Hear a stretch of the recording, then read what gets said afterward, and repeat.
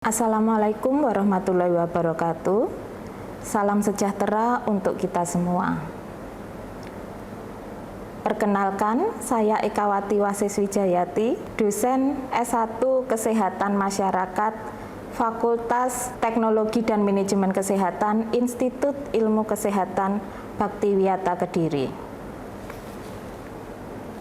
Sebagai dosen, saya memiliki kewajiban untuk melaksanakan dan mengembangkan Tridharma perguruan tinggi, yaitu pengajaran, penelitian dan publikasi karya ilmiah, serta pengabdian kepada masyarakat.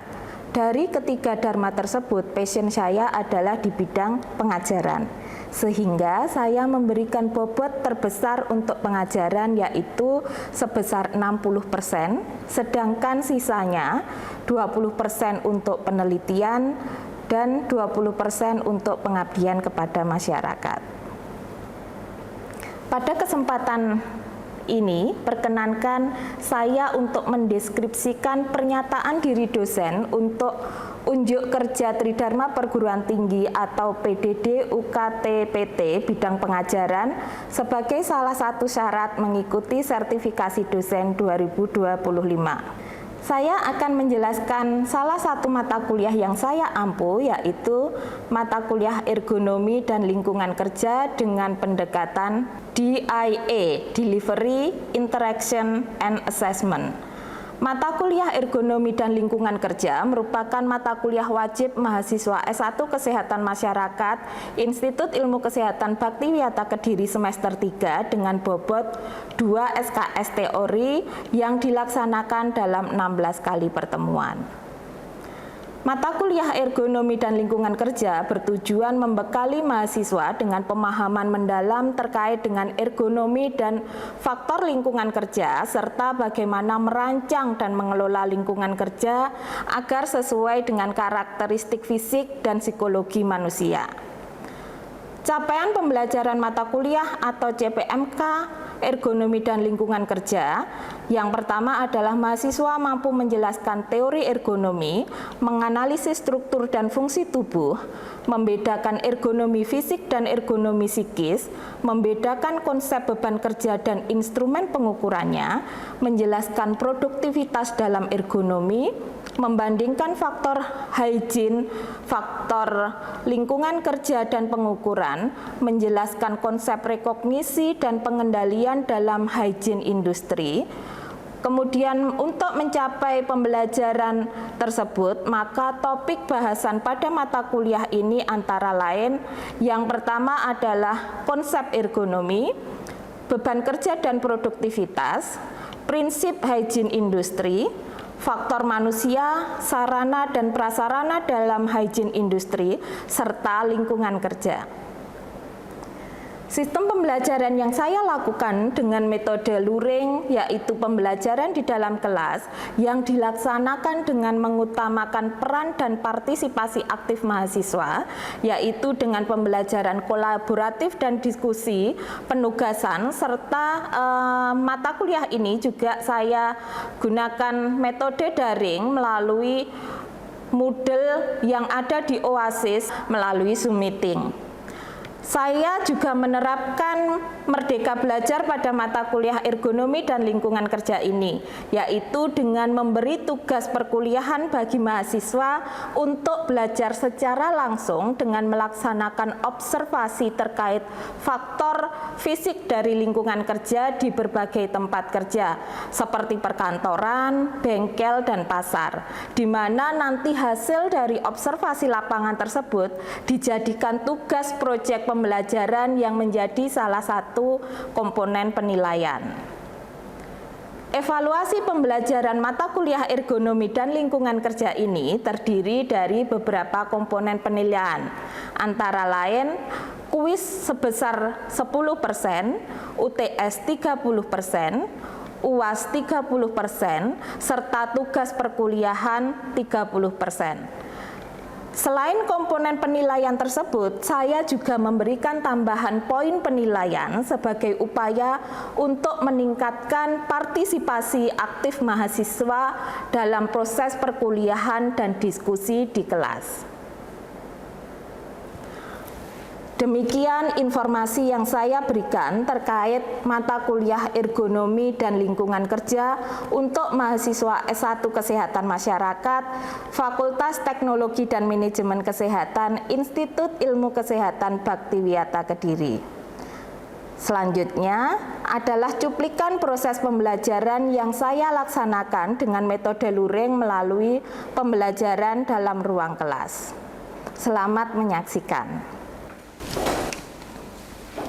Selamat siang semuanya. Assalamualaikum warahmatullahi wabarakatuh. Waalaikumsalam warahmatullahi wabarakatuh. Baik, bagaimana kabarnya siang hari ini? Masih semangat untuk mengikuti perkuliahan? Baik, hari ini kita masuk di pertemuan ke-14 untuk mata kuliah ergonomi dan lingkungan kerja. Sesuai dengan RPS, maka pada pertemuan ke-14 hari ini kita akan membahas ergonomi dan lingkungan fisik, terutama nanti terkait dengan kelembapan dan suhu. Baik, kalau kita melihat ke gambar ini, ya. Di sini ada ergonomi, ada lingkungan fisik, sesuai tadi yang sudah saya tuliskan di awal.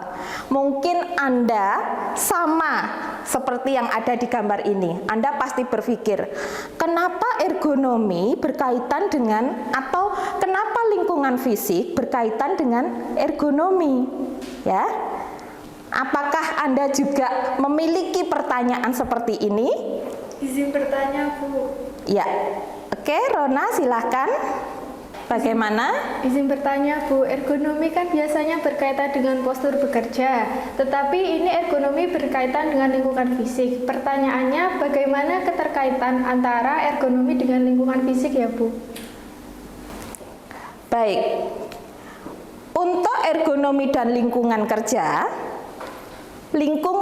itu sendiri merupakan faktor resiko dari ergonomi. Ya, lingkungan kerja itu merupakan suatu kondisi kerja yang dapat menyebabkan ketidaknyamanan fisik. Kemudian bisa juga menyebabkan terjadinya atau munculnya kelelahan. Bahkan bisa juga menyebabkan terjadinya cedera pada pekerja. Nah, untuk lingkungan fisik itu sendiri, ya, di tempat kerja seperti yang mungkin bisa dilihat di gambar ini. Ya, ini adalah contoh dari lingkungan kerja. Lingkungan fisik itu terdiri dari terutama suhu, kelembapan, getaran, dan kebisingan. Nah, pada siang hari ini kita hanya akan membahas suhu dan kelembapan. Untuk getaran dan kebisingan akan kita bahas di pertemuan ke-15. Semua lingkungan fisik ini, faktor dari lingkungan fisik ini dapat menjadi faktor resiko ergonomi. Ya, nah ini yang harus kita ingat semua. Baik, tadi yang sudah saya sampaikan, suhu ruangan, suhu di tempat kerja, pasti kaitannya dengan kelembapan, suhu dan kelembapan, kan begitu, ya. Kemudian kebisingan atau intensitas suara yang ada di tempat kerja, getaran. Nah, faktor-faktor di lingkungan fisik ini pada prinsipnya itu dapat berdampak pada kenyamanan dan kesehatan pekerja, serta nanti bisa juga berkaitan atau berdampak dengan kinerja. Ya, nah ini yang harus diingat. Makanya kita tidak boleh menyepelekan yang namanya lingkungan kerja di ergonomi, terkait dengan ergonomi. Karena apa? Sering sekali bahwa orang berpikiran bahwa ergonomi itu pasti kaitannya dengan postur yang tidak sesuai, kan begitu ya. Nah, ini yang harus tidak boleh dilupa, bahwa lingkungan itu juga akan bisa berpengaruh terhadap kenyamanan tadi. Nah, kemudian faktor suhu dan kelembapan, ya, faktor suhu dan kelembapan ini dapat mempengaruhi atau dapat berpengaruh terhadap tubuh pekerja, dan ini bisa menyebabkan berbagai masalah kesehatan. pada pekerja. Karena apa? Pekerja itu terpapar dalam durasi waktu tertentu selama periode kerja. Pekerja itu terpapar dengan faktor suhu yang ada di tempat kerja, ya, sehingga bisa berdampak terhadap berbagai masalah kesehatan yang bisa mengganggu tadi disebutkan kinerja dari pekerja. Ya, nah suhu yang terlalu tinggi misalnya harus diingat juga bahwa yang namanya tidak sesuai itu tidak selalu nanti terlalu tinggi kan begitu. Demikian juga kalau suhunya terlalu rendah. Ya, nah ini yang harus dipahami. Karena apa? Ingat prinsip keseimbangan, semua itu harus seimbang. Ya, tidak boleh ekstrim, ekstrimnya terlalu tinggi atau terlalu rendah. Nah, suhu pun juga demikian, kelembapan pun juga demikian. Suhu yang terlalu tinggi, kalau misalnya kita berada di ruangan ini, AC-nya mati, bagaimana rasanya? Panas. Karena apa? Suhunya terlalu tinggi. Menyebabkan cepat haus enggak? Iya. Keringat berlebihan tidak? Iya. Nah, kan gitu, ya. Sehingga bisa menyebabkan terjadinya dehidrasi. Pekerja pun nanti juga demikian. Ya, di tempat kerja itu juga munculnya atau kondisi di tempat kerja dengan suhu terlalu tinggi itu sangat mungkin terjadi. Kemudian dampak yang berikutnya adalah heat stress. Ya, suhu tubuh yang terlalu tinggi itu bisa menyebabkan heat stroke, sehingga terjadi heat stress kan gitu. Ini yang harus diwaspadai. Jadi bukan hanya nanti menyebabkan pekerja menjadi dehidrasi saja, tetapi bisa menimbulkan dampak yang lain juga kan begitu. Kemudian kelelahan. Coba nanti dibandingkan Anda olahraga di tempat yang suhunya sejuk dengan yang suhunya tinggi. Kan gitu. Lebih cepat lelah mana? Pasti yang suhunya tinggi. Ya. Nah, ini sehingga kalau bekerja di suhu yang ekstrim tadi, tinggi misalnya, itu bisa menyebabkan pekerja akan menjadi lebih cepat lelah. Sehingga bisa menurunkan produktivitasnya. Kan begitu ya. Kemudian peningkatan resiko terjadinya kecelakaan. Karena apa? Reaksi menjadi lebih lambat dan koordinasi tubuh terganggu. Ya, konsentrasi menjadi menurun kan begitu.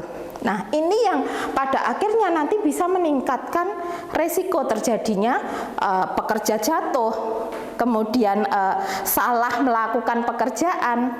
Ya, jadi harus diwaspadai. Jangan sampai berpikiran Allah cuma suhu udara kan begitu.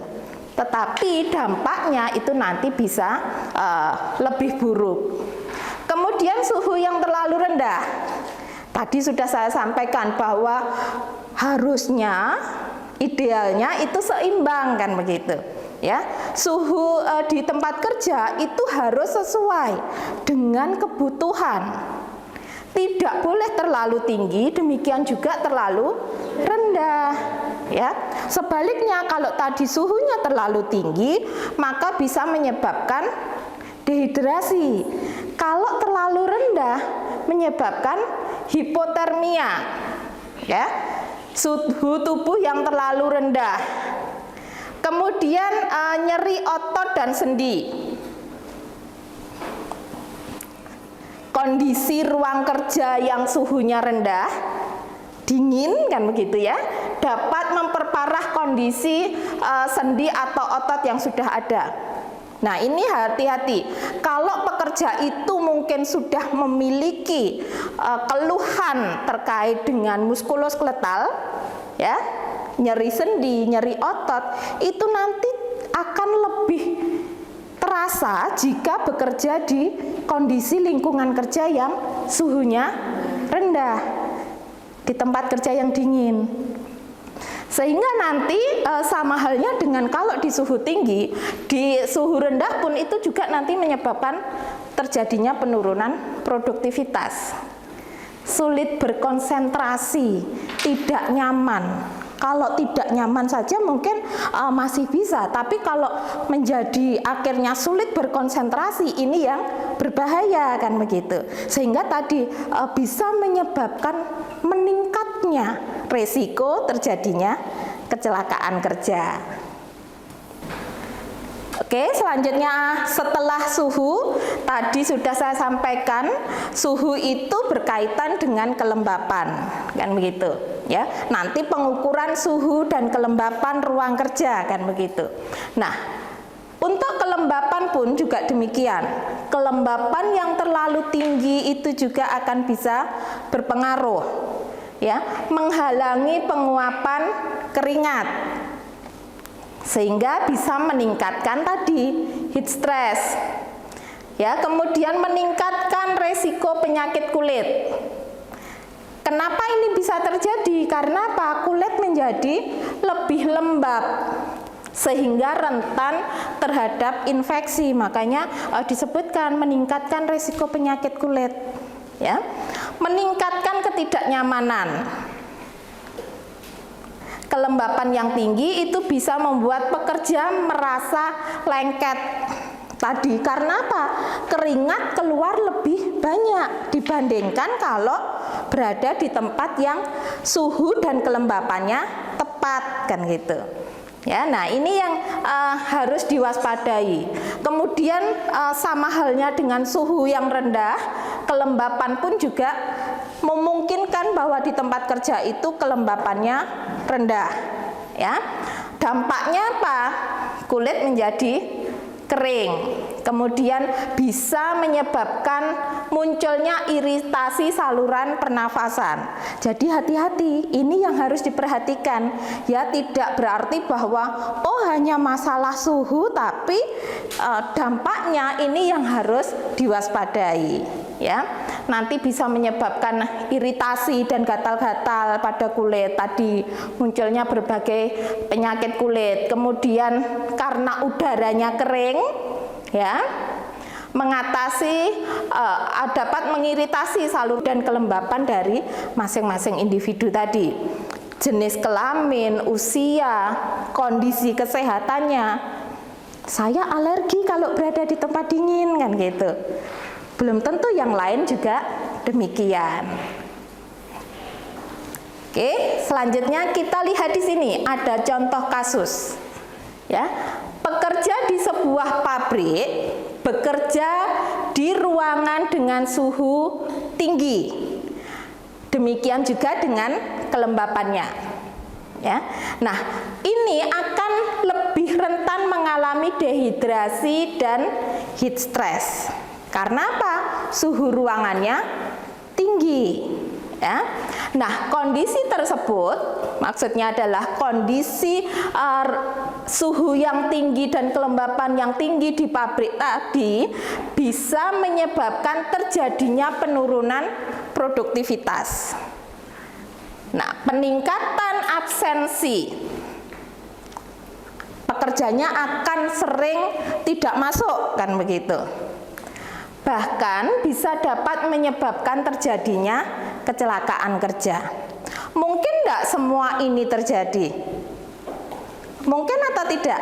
Mungkin, kan begitu, ya. Karena apa? Kita lihat ruangan tempat bekerjanya itu suhu dan kelembapannya tinggi. Oke, dari contoh kasus ini, coba pengendalian apa yang bisa dilakukan oleh pengelola tempat kerja ini? Izin menjawab, Ibu. Ya, Salsa, bagaimana? Berikan pendapat Anda. Untuk pengendalian contoh kasus, yaitu yang pertama memberikan minum yang cukup, kedua menggunakan pakaian kerja yang sesuai, ketiga ruangan diberi AC. Sudah, Ibu. Baik, terima kasih Salsa. Baik, bagus sekali ya tadi yang sudah disampaikan oleh Salsa. Jadi upaya pencegahan dan pengendalian terhadap faktor resiko yang ada di tempat kerja, ya, itu ada bermacam-macam. Kalau kita melihat bahwa pengendalian dan pencegahan terhadap resiko bahaya yang ada di tempat kerja, pada prinsipnya kita harus mengacu pada hierarki pengendalian K3. Coba saya ingin tahu, ada berapa hierarki pengendalian dan pencegahan K3? 5. Ya, bagus sekali ya. Jadi ada 5 hierarki, mulai dari hierarki yang paling atas substitusi sampai hierarki yang paling bawah, hierarki kelima adalah penggunaan APD. Ya, kita harus melakukan berbagai hierarki tadi, mulai dari substitusi, eliminasi. Bisa enggak resiko bahaya itu dieliminasi? Kemudian turun ke hierarki berikutnya, substitusi. Bisa enggak disubstitusi? Kemudian pengendalian teknisnya, pengendalian administratif dan penggunaan APD-nya. Nah, untuk contoh kasus tadi sama seperti yang sudah disampaikan oleh Salsa ya, jawabannya bahwa pengendalian dan pencegahan yang bisa dilakukan itu melalui berbagai cara. Yang pertama adalah pengendalian teknis. Ya. Misalnya apa? Penggunaan sistem pendingin atau pemanas ruangan. Kalau suhunya terlalu tinggi, berarti harus ada pendingin, kan gitu. Sebaliknya kalau suhunya terlalu rendah, maka harus ada pemanas, ya. Kemudian juga bisa dilakukan dengan sistem ventilasi yang baik. Nah, ini juga bisa digunakan sebagai upaya pengendalian terkait dengan hierarki pengendalian teknis tadi. Kemudian pengendalian administratif. Apa yang bisa dilakukan? Melalui rotasi tugas.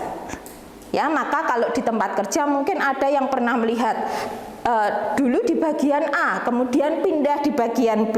Nah, ini bentuk dari pengendalian administratif yang bisa dilakukan oleh pengelola tempat kerja. Kemudian pengaturan waktu istirahat dan pemberian cairan yang cukup dengan diberi minum yang cukup. Karena apa? Tadi suhunya tinggi kan gitu. Ya. Kemudian penggunaan alat pelindung diri ya, dengan menyediakan pakaian kerja yang tepat, yang sesuai. Kalau suhunya tinggi ya jangan digunakan pakaian yang tebal, kan gitu. Karena suhunya sudah tinggi. Nanti kalau pakaiannya tebal justru akan lebih meningkatkan suhu tubuh, ya. Kemudian kalau suhunya dingin, ya sebaliknya jangan pakai yang tipis bajunya, kan gitu ya. Kemudian yang tidak kalah pentingnya adalah dilakukan pemantauan kesehatan, ya, dengan melakukan pemeriksaan kesehatan secara berkala. Harus diingat, menjadi haknya pekerja untuk memperoleh layanan pemeriksaan kesehatan, termasuk pemeriksaan kesehatan secara berkala, ya, terutama untuk pekerja yang terpapar tadi dengan resiko-resiko tinggi, ya, baik yang suhunya tinggi kemudian kelembapannya tinggi atau sebaliknya yang suhu dan kelembapannya rendah. Baik, kesimpulan dari perkuliahan kita pada siang hari ini, ya, kondisi tempat kerja terutama dengan suhu dan kelembapan yang ekstrim, harus diingat ekstrim artinya terlalu tinggi atau terlalu rendah, ya, ini dapat menyebabkan berbagai masalah kesehatan dan menurunkan produktivitas kerja. Oleh karena itu penting untuk melakukan penilaian dan pemantauan terhadap apa? Kondisi lingkungan kerja. Dan yang tidak kalah pentingnya adalah menerapkan pengendalian dan pencegahan. Ingat ya bahwa resiko bahaya yang ada di tempat kerja itu tidak selalu bisa kita hilangkan. Maka yang harus kita lakukan adalah pengendalian dan pencegahan yang tepat dan sesuai dengan resiko yang ada. Oke, ini kesimpulan untuk perkuliahan kita hari ini. Sebelum saya akhiri, saya akan menjelaskan terkait dengan tugas lapangan, ya, seperti yang sudah Anda ketahui, sudah saya jelaskan di awal bahwa salah satu komponen penilaian nanti berasal dari proyek yang dilakukan mahasiswa.